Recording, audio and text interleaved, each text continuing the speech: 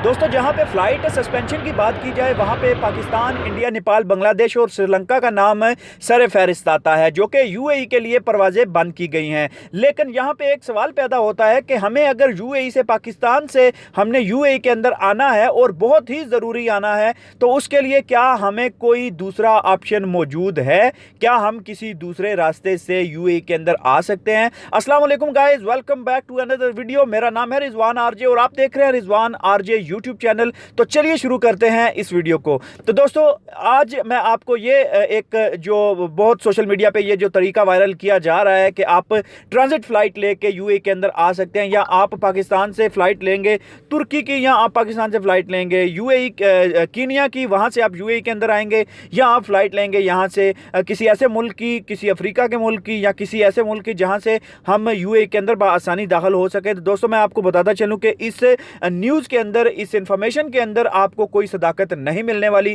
क्योंकि जहां तक अंदाज़ा लगाया जा रहा है इन फ्लाइट सस्पेंशन का, तो उसके अंदर ट्रांजिट फ्लाइट भी आती हैं। और मेरे ख्याल के मुताबिक, जैसे कि मुझे इस चीज़ का आइडिया है कि मेरा भाई जब ये फ़्लाइट्स बंद होने वाली थी उससे एक दिन पहले, मतलब ये फ़्लाइट्स बंद हुई थी मेरे ख्याल में 13 तारीख को बंद हुई थी, और 12 तारीख की मेरे भाई की फ़्लाइट थी, जो कि यहाँ से पाकिस्तान से आए थे अबू धाबी, और अबू धाबी से उन्होंने बार्सिलोना जाना था, और उनकी फ़्लाइट मुकम्मल तौर पे अल्हम्दुलिल्लाह सेफली वहाँ पे पहुँच गई थी।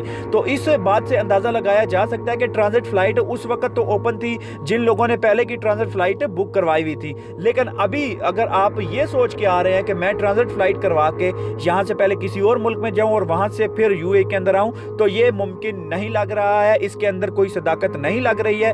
इसके बावजूद अगर आप चाहते हैं कि ऐसा हो सके, तो आपको किसी ट्रैवल एजेंट से रब्ता करना चाहिए, या किसी अथॉरिटीज से ऑफिशियली ईमेल पे पूछना चाहिए कि क्या हम ऐसा कर सकते हैं या नहीं। अगर ऐसा हो सकता, तो जो इंडिया से बहुत लोग इतने पैसे ज़ाया करके, इतने पैसे स्पेंड करके 2,77,000 दिरहम खर्च करके एक फैमिली इंडिया से यूएई के अंदर आई है, तो वो भी यहाँ से ट्रांजिट फ्लाइट्स लेके आ सकते थे। तो मेरे ख्याल के मुताबिक आपका ये जो फैसला है, ये जो सोच है, ये भी गलत साबित हो सकती है। आप ट्रांजिट फ्लाइट लेके भी यहाँ पे नहीं आ सकते हैं। इसके अलावा अगर आप कंफर्म करना चाहते हैं, तो अथॉरिटीज से ईमेल करके आप कंफर्मेशन ले सकते हैं।